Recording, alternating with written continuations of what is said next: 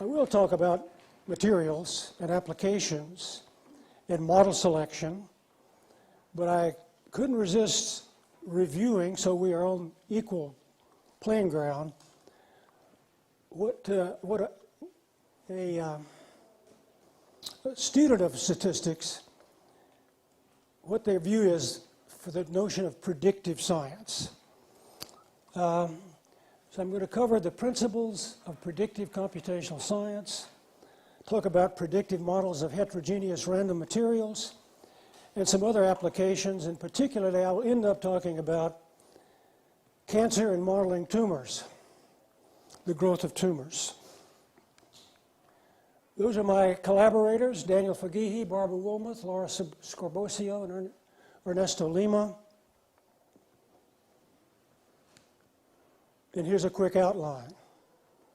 I'll spend about 10 minutes on what I call the foundations of predictive computational science, and you will see there's big overlap between what I'm going to talk about and what was presented in the first talk. Talk about what is a predictive model of random materials, how do you select models, what I call OPAL, the Occam Plausibility Algorithm, and some applications, and then make some concluding comments. So I like to start with definitions. At the risk of insulting a bunch of experts, I will still define very elementary things. I'll talk about the sources of uncertainty, the imperfect paths to knowledge, and some fundamental principles of how to quantify uncertainty and to make predictions.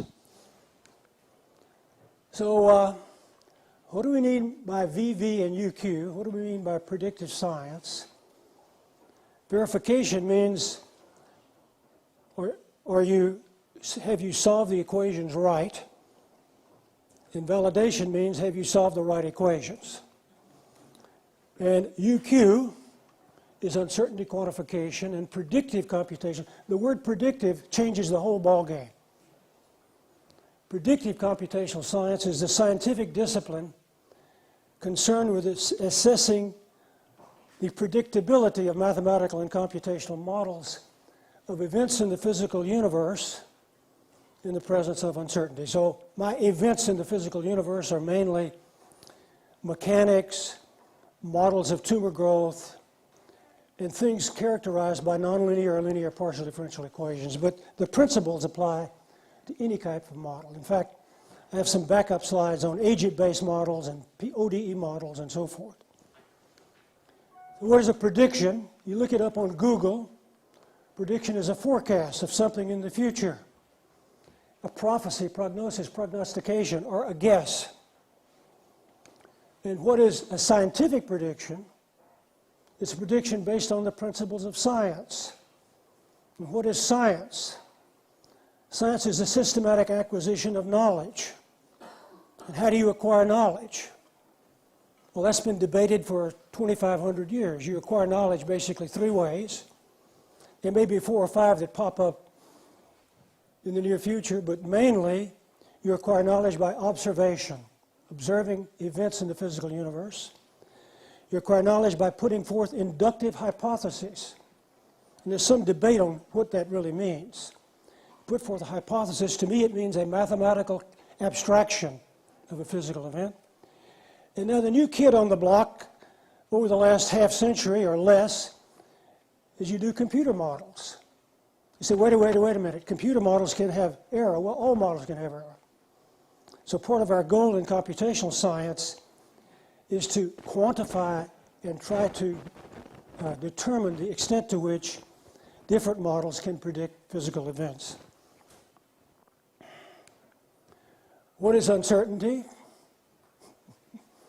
Well, it's things that aren't known, not deterministic. And how do you quantify uncertainty? How do you put a number on uncertainty? Well, there's more than one way to do that. So let's stop and see if we can enumerate the sources of uncertainty. I'm sure I probably left out a few, but the principal ones Well, the very first thing, how do we agree on a mathematical or logical system to communicate with one another about what is uncertainty? It's epistemic reasoning. And number two, observational data, model selection, parameters, and discretization error.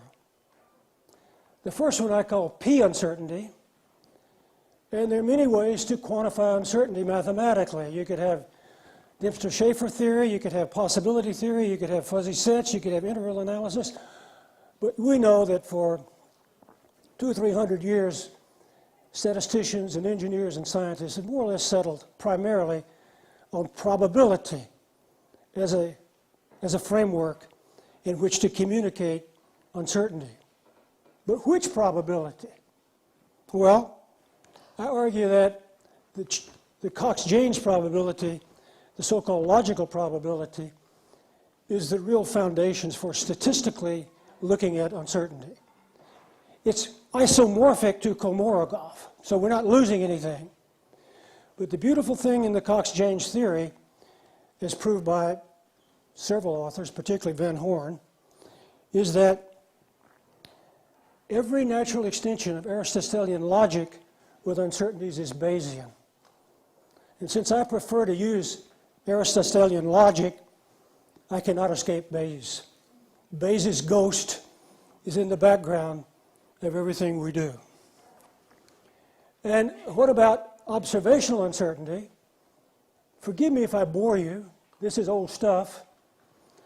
I imagine myself with a tablet observing some event, like temperature on Europa, as my satellite circles Jupiter. And of course, there's Doppler effects and so forth. I'm never going to measure reality. So the recorded event is some function of reality, the truth, and experimental noise. And to go beyond that, you have to have a model of noise. And the most common models are additive, linear. Truth plus noise is observation, and then you have a probability distribution for the noise, and of course that introduces parameters that characterize that probability distribution. And what about model selection? That's the big guy. That's the big kid on the block. Once again, you have reality. You have the prediction of reality by a model, and that depends upon parameters theta, and then you have the error. And I've shown here an additive model. It doesn't have to be additive. So eta is the model inadequacy. And as Professor Clyde mentioned, Bach said in 1978, all models are wrong, but some are useful. So the whole purpose of VVUQ, modeling and simulation, predictive science, is to try to pick out the models that are useful. You understand, right at this very point, we haven't really finished the list yet, we're already very subjective. We have to agree on what's useful. We have to agree on a metric to decide if a model is useful or not. And three people will have three different answers. So science is subjective. You cannot avoid the subjective decision as what is an acceptable model. And so if you take the modeling error and the observational error and you subtract, you get that the total error is the observation minus that predicted by the model. And my students say, wait a minute, what happened to reality? I'm sorry, you can't ever capture reality. Reality is outside the scope of modeling or observations. The best you can do is try to get as close as you're satisfied with once you've set forth a metric. It tells the error in which you will tolerate and a tolerance that you will accept. And finally, next, model parameters. All models have parameters. So generally we think of the product rule in probability, where the conditional probability A of B times B is B of A times P of A.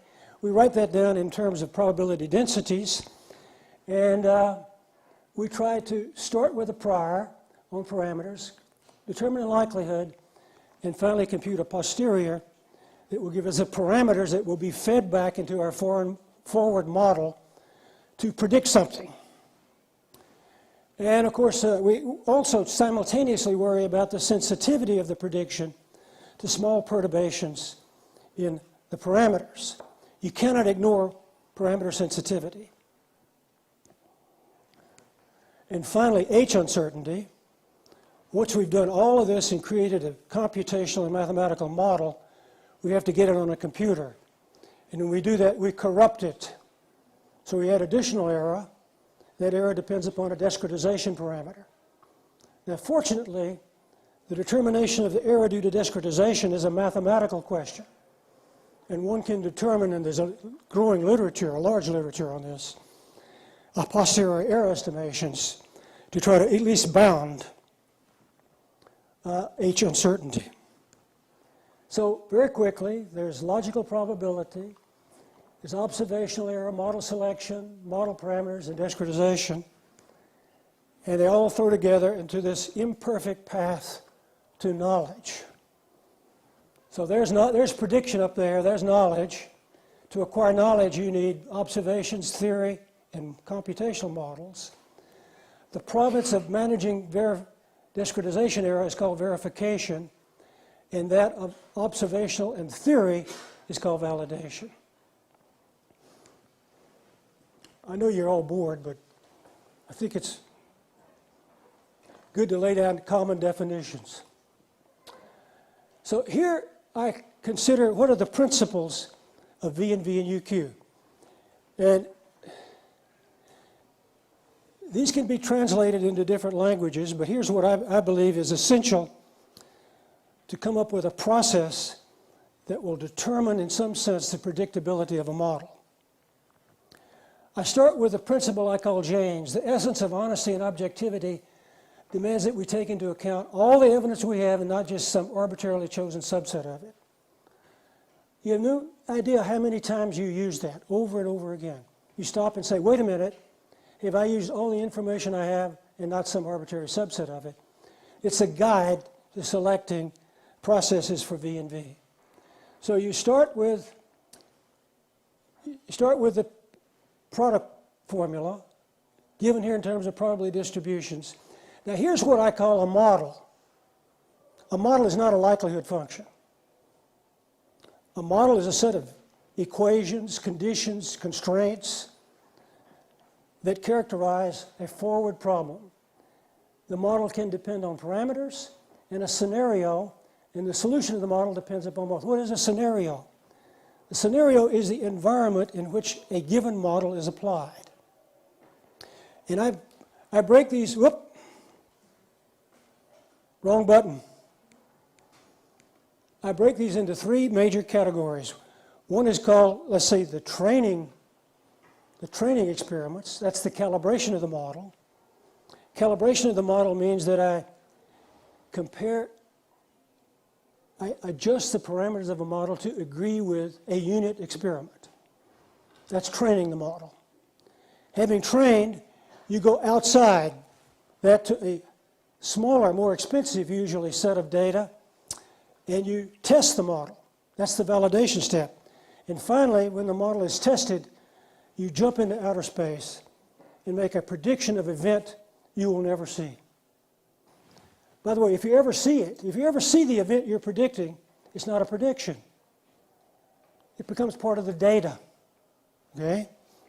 So you have Bayes' rule, you have the forward problem, and here's the scenario.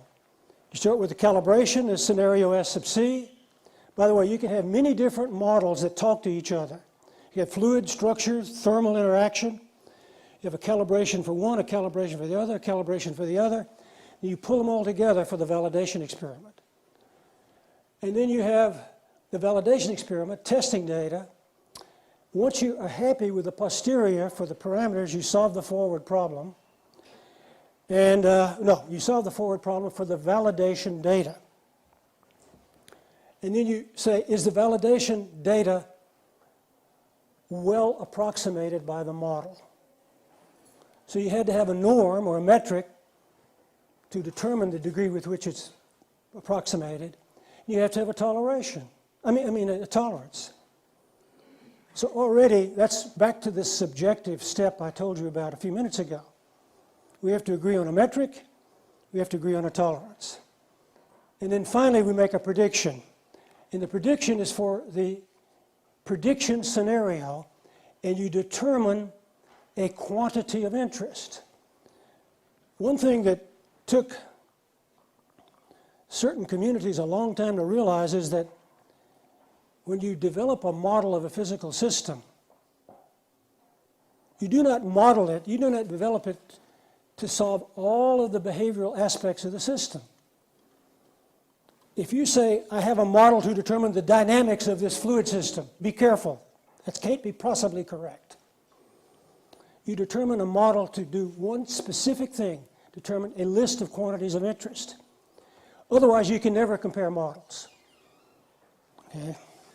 So here's a probability density of the quantity of interest subject to the various scenarios, the tolerance, and the parameters. So the central goal is to evaluate the quantity of interest, not to compute the solution to the stochastic forward problem. Matter of fact, the QOI is not data. QI is never observed. You design a car by subjecting models to car crashes, but you're never in that car that crashed. That's something in the future that you're predicting that you can observe. And here's Jeffrey's principle, which, by the way, is not completely correct, but almost. Jeffrey's principle is parameters in a law that make no contribution to the results of any observation can be eliminated mathematically, leaving the observations to be described only in terms of relevant parameters. That's in this famous book. Excellent, very hard to read book, but sort of the foundation of a lot of thinking about Bayesian methods. What's wrong with Jeffrey's principle? Well, he forgot that you better not have zero. You're going to set parameters to zero. You ought to be sure setting a parameter to zero doesn't destroy the well-posedness of the model. And I've seen it happen several times. So be sure that zero value is in the domain of the parameter space. And then, obviously, a model can never be validated as a perfect portrayal of the truth. It can only be deemed not invalid, contingent upon its agreement with available observational data for subjective choices of metrics and tolerances.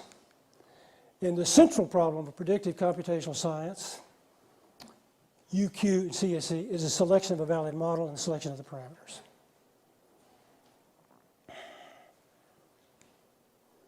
Or the design of appropriate validation experiments, which is not easy because the calculation of the quantity of interest comes after a long sequence of calculations.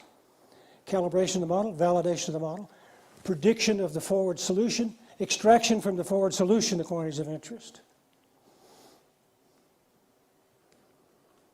So let's talk about some applications. Let's talk about mathematical models. I'll talk about two basic strategies: the optimal control of modeling error, an old example that I drew out of past papers. Then I'll talk about random two-phase heterogeneous media, selection of the most plausible model, how selection of the model can accelerate the methods used to solve the model. That's multi-level Monte Carlo methods is one example. And the inverse problem, machine learning methods. Okay, model adaptivity and control. There's a fundamental error you make when you begin the subject. You assume there exists a high-fidelity model that's the truth.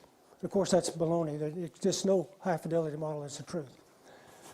But you have enough confidence from previous experience that you're able to take a chance that one model is sufficiently sophisticated that it can be used as a datum with respect to which other models are compared. There's a quite different approach. By the way, that's the forward problem. Quite different approach is if I give you a number of models, that's what Professor Clyde was talking about. If I give you a number of models and you have some data, what is the strategy underlying how you select the right model? The first area I call adaptive control of goal-oriented estimates of error, and the second is OPAL, Occam Plausibility Algorithm. And I'll give some examples of some extreme examples of Occam. Well, go back to what is a model. To me, a model is a problem, generally a mathematical problem. You have an operator, you have some parameters. The parameters are random numbers. You have a scenario, and you have the solution to the forward problem. And of course, you have boundary conditions, initial conditions, and constraints tied up in the definition of A. So you solve the forward problem for various scenarios. Then for the prediction scenario, you compute the quantity of interest. So the quantity of interest there is some map from some Banach space into the real numbers, not necessarily linear. So here's an example. The reason that we like to say there is a datum with respect to which other models are compared is it allows us to do reduced modeling. We can think about surrogate models that are much less expensive to evaluate, that give a sufficiently accurate approximation of the solution to the high-fidelity model. So we have a model, we have the original model A, we have a surrogate A0, we have parameters theta, we have new parameters theta 0. We compute an approximation to the quantity of interest, and then we'd like to develop a strategy to estimate the error in the quantity of interest. Can this estimate be controlled, estimated and controlled? And the other area, which I'll talk about later, is in the choice of the model itself. So here's a rather old idea, but it's used over and over and over again. You have a nonlinear operator from some abstract space U into V. These can be the most general topological vector spaces you can imagine. There's nothing here that limits it to linear problems. The problem is find U if AU equals F. F is given in the dual space. You can rewrite this in the form of in form of real numbers by taking duality pairing on the dual space. You end up with the following problem. B of UV equals F of V. It can be highly nonlinear in U, so this is a semi-linear, nonlinear abstract form. And F is data. And you want a quantity of interest. So can you determine, of all quantities of interest, that which gives the infimum subject to the constraint that you satisfy the original forward problem? And the answer is quite easy to calculate. You get two answers. You get the forward problem back, but you get another equation called the dual or the adjoint equation, and you get another unknown, the Lagrange multiplier. The other unknown is the solution of the adjoint problem.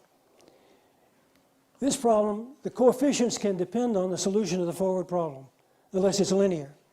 In the right-hand side, these primes, by the way, are variational or Gateau derivatives of these semilinear forms. So these are easily calculable. Now, the theorem is this. If the semilinear form Q and the quantity of interest are sufficiently differentiable in a Gateau sense, and U and W are the solution pair for the forward and adjoint problems, and U0 and W are arbitrary pair drawn from this space, then the error in the quantity of interest is a residual plus a remainder. And the residual is weighted against the solution to the adjoint problem. And the remainder can be written in many different ways. In the most simple form, it's a function of it's a quadratic function of the error between the forward solution and these arbitrary solutions. So to construct a surrogate system, what's the smart thing to do? Well, you construct a surrogate system so that this remainder is small as possible. and you try to pick the solution to the surrogate system so that eventually, as you add more and more information, you get closer and closer to the adjoint solution, and therefore you reproduce the exact error. Here's an old problem. I'll go through it very quickly. This is a problem in nanomanufacturing, where you take a polymer and you take a piece of quartz and you push the quartz down it and you pull it away and it creates semiconductor. And this process I just described is on the nano scale. I mean, you can't see it. You have to have a microscope to see this. So you shine ultraviolet light through this quartz. There's polymerization of the polymer. You pull it off and you get these little grooves here, and that's the etching that you make semiconductors out of. This is a multi-million-dollar process that won its inventors the Japan Prize, the National Medal of Science, you name it. So what do? Well, we go back to the molecular level. We get a potential for the chemical molecules that appear in this bond, in this polymer chain. You solve this system, and there are two steps. I should go one step farther. First, you arrange all the molecules in an array where it's electrically neutral. And there are many, many ways to do that. It's called kinetic Monte Carlo method.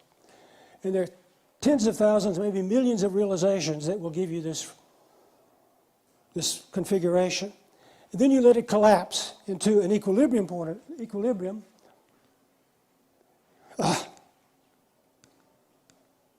that's called densification. And you solve this terrible nonlinear system of algebraic equations. So we're going to beat this game by using a surrogate model. We're going to take the molecular model, we're going to replace it by a continuum model, and we're going to have a hybrid model. It's part molecular, part continuum. How do we do that? Well, we do virtual testing. We take a bunch of these molecules, we put them together into a RVE, and we subject it to a series of independent tests, assuming a form of the total energy. So we took a Mooney-Rivlin, compressible Mooney-Rivlin law with 1, 2, three constants. We subject this thing to uniform pressure, shear, and so forth. We determine these curves, and we back out these parameters. So this is virtual calibration. We virtually calibrate the model. And then we connect the continuum to the atomic with a coupling algorithm. And finally, we have a series of steps where, by the way, the quantity of interest in this case was the slump. If you're building one of these little flanges and you want to make a semiconductor, and you put it in this quartz, and when you put it, if it slumps, you've run a semiconductor. So you want to calculate that slump. And so we start with the quantity of interest there. We begin to add the elements which provide the intersection between the molecular and the continuum. So the green here is continuum. These are intersection elements and so forth. And you continue this process until you've done it. By the way, here's a table where we estimate the error. And you start out in 9 or 10 steps, you can get the estimated error down to under 1%, so you stop and say that's good enough. By the way, that was subjective. You may say, no, I want 0.1% error. Then you have to go further and more iterations. Now, the same thing can be done for two-phase heterogeneous materials. This is a case of having elastic material with a microstructure that is a matrix plus inclusions, but it's randomly distributed. How do you construct a random model of such a material? Well, you set up a boundary value problem. In this case, you have to include a probability space where the samples are various realizations of the microstructure. So you have millions of different possible realizations of the microstructure. You can constrain this by imposing volume fractions, by imposing geometry of the inclusions and so forth. So the problem is set into a Hilbert space. It's the usual Sobolev space plus a probability space. Now we have expected value with respect to this probability measure, and we've set up the problem into the forward problem and the adjoint problem. And I'll run through very quickly just to argue that from this point onward, the process is fairly straightforward, except the construction of the surrogate model. So these are the bilinear and adjoint forms. In this case, it's a symmetric problem, so the problem is self-adjoint. There is this theorem that actually can be drawn quite easily from an old theorem we did back in 18 years ago.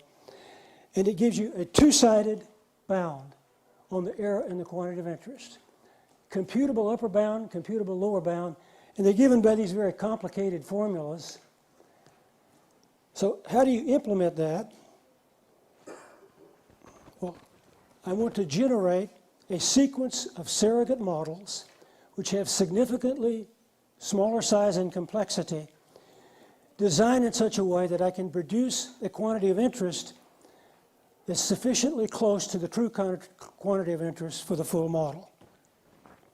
So what I do is I take the domain of the problem, I partition it into subdomains.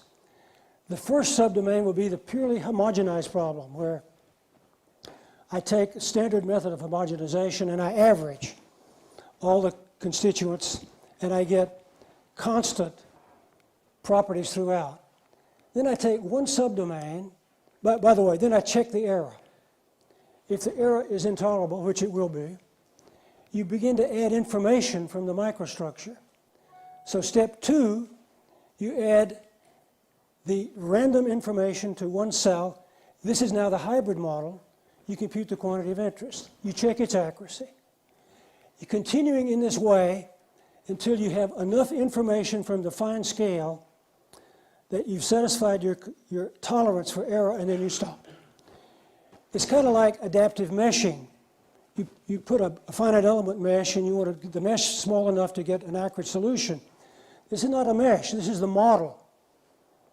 You're enriching the structure of the model with each step to try to control the accuracy with which it delivers a quantity of interest. By the way, here's an estimator. This is for the problem of linear elasticity. This is the elasticity tensor. This is a surrogate. This is a surrogate solution to the forward problem. That's a surrogate solution to the adjoint problem. This is expectation value with respect to the probability of the realization. And now you get an estimated error. And that's what drives this process. So here's a problem where we have a random distribution. This is an elasticity problem. That's L1, L2, L1, L2, L3. That means you've added more and more fine-scale information, and you finally reached a problem where you've satisfied your tolerance, and then you stop. So in this case, it took 8 steps. The tolerance was very small. Had you solved the full base problem, for 160 realizations, it would have been something like, 16 million forward solutions? We reduced that to about 40 million, 40,000. The exact answer, means the overkill answer, was 33.81. The surrogate model delivered 33.75, and I was very happy with that. The only disappointment is I should have stopped sooner. I don't need it to be that accurate. Now here's something that will come up one more time, and this is something that Professor Clyde talked about, model selection. Suppose I even use similar notation. Suppose I have a number of parametric model classes. I use the word model classes because none is a model. They're a class of models. For each choice of a parameter, you get a different model. And so I take Bayes' theorem, and I go back to what Mr. James told me. Mr. James says, wait a minute, use all the knowledge you have and not some arbitrary part of it. Oh, okay. So I rewrite Bayes' formula, taking into account that the prior is conditioned on the model I picked out of the set of models. The likelihood is conditioned on the parameters for that model, and the posterior is constructed in the similar philosophy. And then the denominator is called the evidence. It's the marginalization of the numerator. So here's, when you don't know the parameters, the best thing to do is average them out. So we integrate over all the parameters, and we get the evidence. But the evidence is not normalized. You can normalize it by doing one more Bayesian calculation. Here's something that was in this talk, the first talk. It's the prior of the model, its probability among this class. And generally, that's not known. So you can guess at it. If you have M models, you can take it 1 over M. Okay? So these are now normalized, and the sum is 1. So these are called posterior model plausibilities. The plausibility closest to 1 is the, quote, most plausible model. That's the good news. The bad news is that most plausible model may stink. It may be a lousy model. That may not be invalid. Okay? So model validity and plausibility are two quite different things. By the way, here's a payoff. I just showed you how you can get a sequence of surrogates. Now, all the old methods for solving very large systems have been thrown in the trash because they don't work. Now we're looking at various sampling methods. They've eliminated the gradient-based methods that were popular 15 years ago. One of the most popular methods is MLMC, multi-level Monte Carlo methods. You take as your quantity of interest, expecting value of the probability distribution for the quantity of interest. It's approximately equal to the expected value of the nth step in the surrogate series. And by simple linearity, you find that if you use Monte Carlo to estimate this difference, then the total error is a sum of 2 parts. This is the exact error. This is the exact quantity of interest. This is the quantity of interest after L steps. It's the sum of 2 parts. It's the modeling error, we call it the modeling bias, and the sampling error, which is indicated here. Well, I'll rush through this. We have an estimate of the error. Remember, I just showed you 2 slides back. So this can be accelerated. We can choose the MLMC levels. By the way, MLMC is a much more delicate method than I was led to believe. The idea is that you have a sequence of models, and the last one is the most accurate, but costs the less. And so you do few Monte Carlo samples for it, and more for the other, and average over L samples, you can beat Monte Carlo. That's what they promise. That's what the promise is.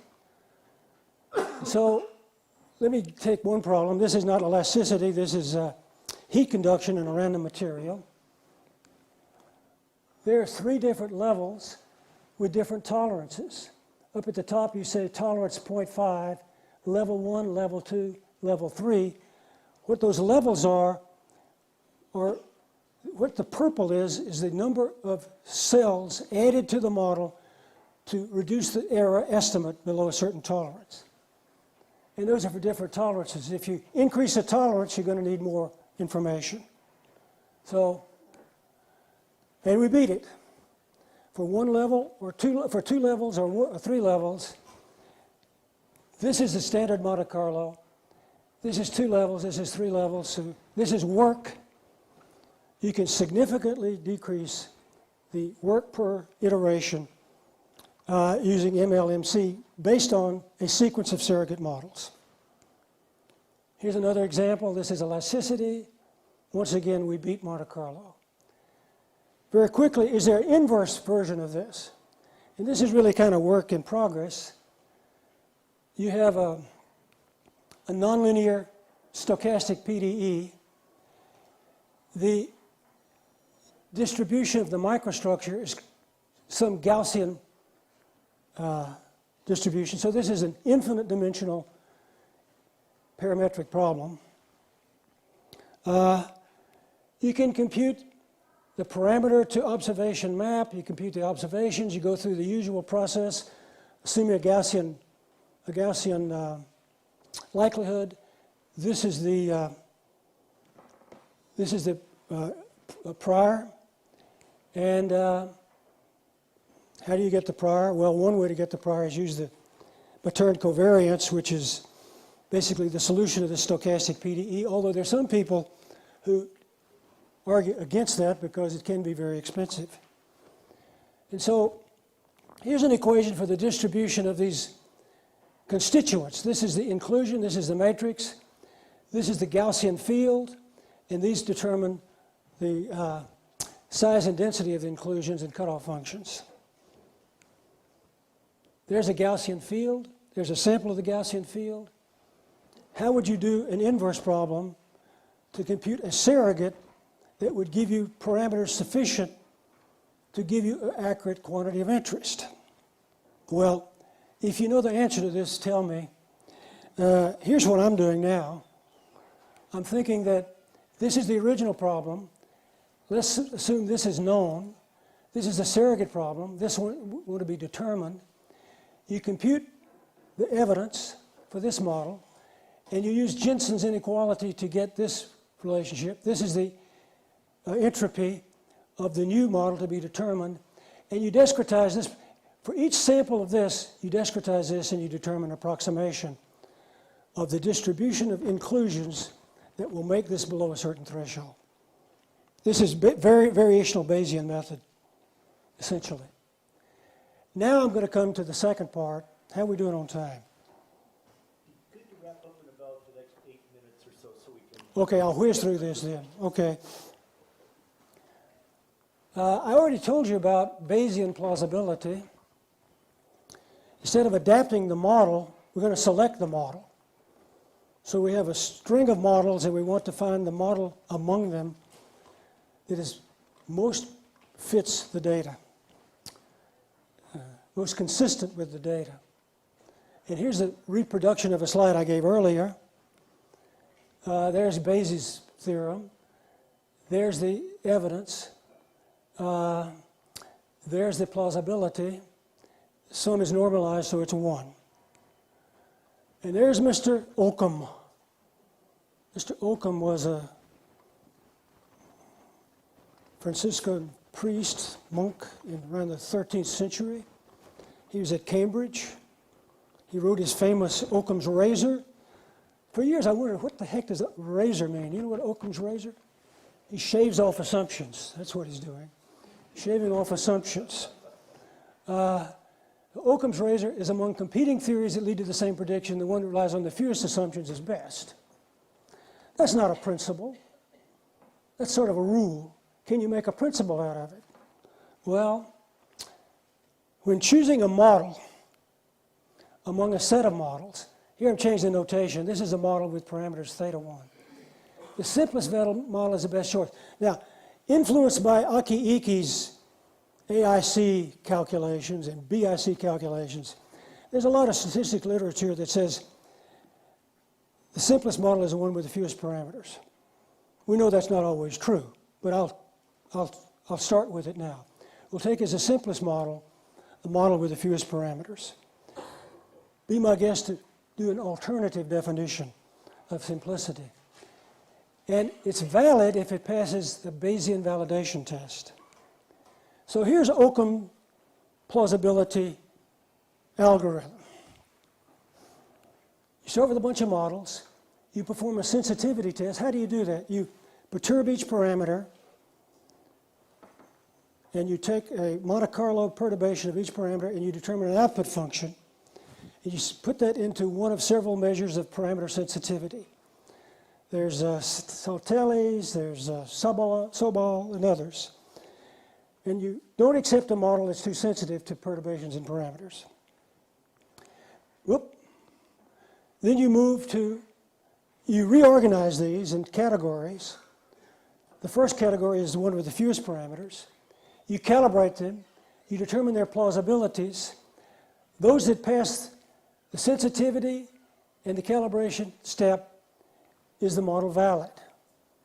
Well, you have to have a validation experiment. If the answer is yes, you're done. If the answer is no, you got to go back and pick another model and continue this process. If you find that no models in the set satisfy your criteria, you've probably been too restrictive. You should change your criteria or add more models. In the few closing minutes, I'll talk about using OPAL to predict tumors, predict the growth of tumors. So I'm faced with a titanic problem. I look at this complicated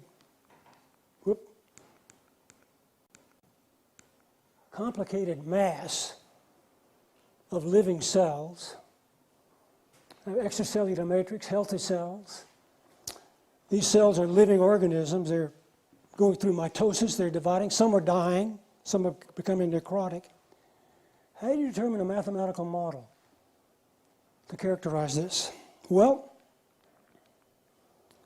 one way is to insist that if this is a tissue scale, that means the scale is on the order of in the millimeters, I'm going to insist that we do not violate any laws of physics. They're non-negotiable, as some people say. So introduce conservation of mass, linear momentum, angular momentum, energy, and the second law of thermodynamics. What else? Well, there are 10 hallmarks of cancer that have been published over the last decade that give you 10 rules that should be satisfied if you're going to understand how cancer proliferates. Use those models to determine initial conditions, boundary conditions, and source terms. So when you're done, you have hypoxic cells, necrotic cells, proliferative cells, you have mechanical effects, you have extracellular matrix, you're supplying nutrients, and when you throw it all together, you get a system of highly nonlinear partial differential equations. What are these little phi's? That's the volume fraction. So this is mixture theory. You take the tumor, you put in a syringe.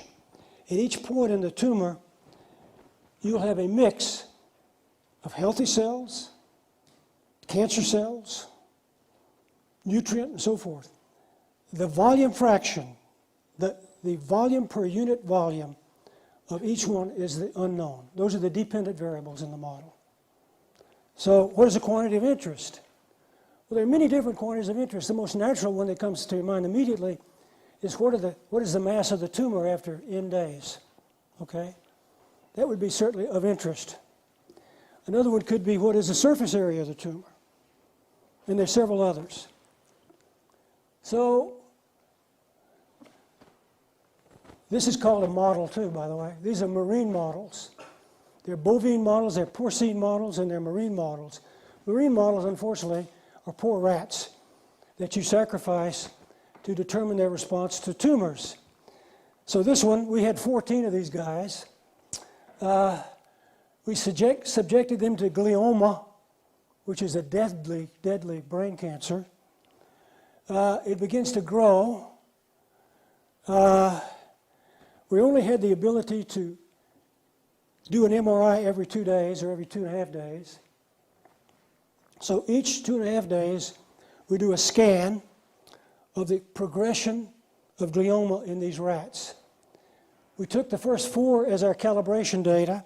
We took another 3 as a validation data, and we made a prediction. But then we complicated the problem. On the 14th day, we hit these rats with 40 grays of radiation. 40 is a huge dose, you know. And there was an immediate decline in the cancer, only to come back in a couple of days.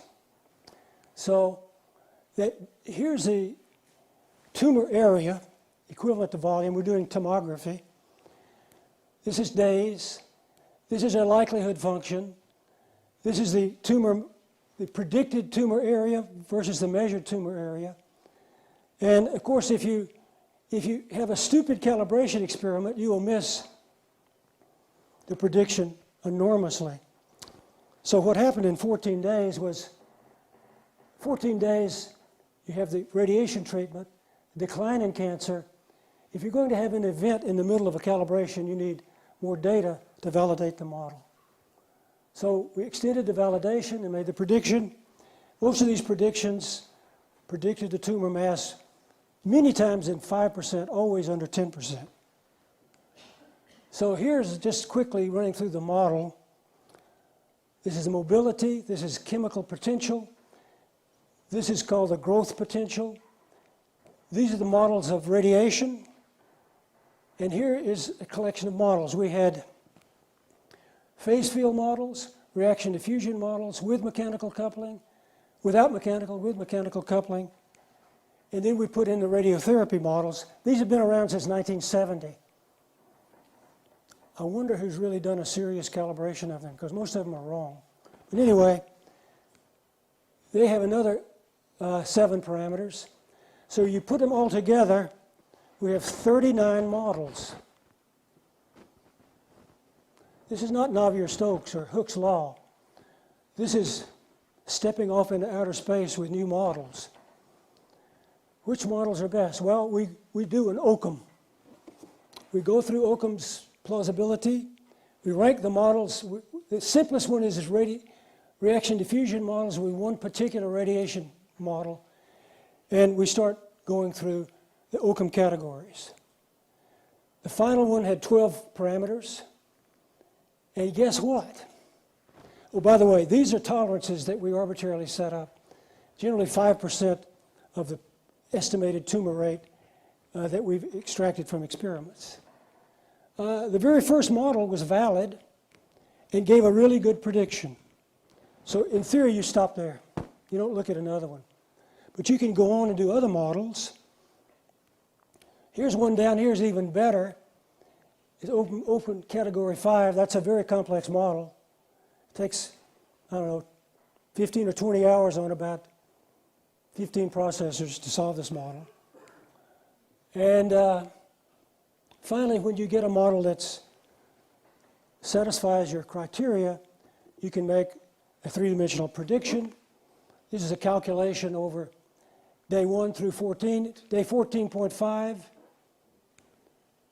it got the radiation. There's a decline in the tumor, and then it succeeded to grow. And unfortunately, there's no cure for glioma, So very quickly, the central problem of predictive computational science is selection of a valid model and model parameters given a QOI. Bayesian setting provides a natural framework. I'd say not only natural, a logical framework for handling all sources of uncertainty. Goal-oriented estimates of error and surrogate model approximation provide a basis for analyzing random heterogeneous media with reduced models involving considerably fewer degrees of freedom than the high-fidelity base model. Adaptive modeling provides a basis for new algorithms, such as multi-level Monte Carlo, and predictive models of heterogeneous materials and tumor growth can be developed if sufficient relative data are available. Now, I say these examples have very, very sparse data. We didn't have very much data. As you get more data, you can do much richer models. So the one thing I learned is that the selection of the sophistication of a model strongly depends upon what you expect to have as data. So now we're looking at these very sophisticated models. We have hypoxic cells, necrotic cells, and so forth, because we've been able to get data from MD Anderson Cancer Center that give us extraordinary good data for liver cancer. So we will be trying to predict the evolution of liver cancer over the next year. You've been very kind. Thank you so much.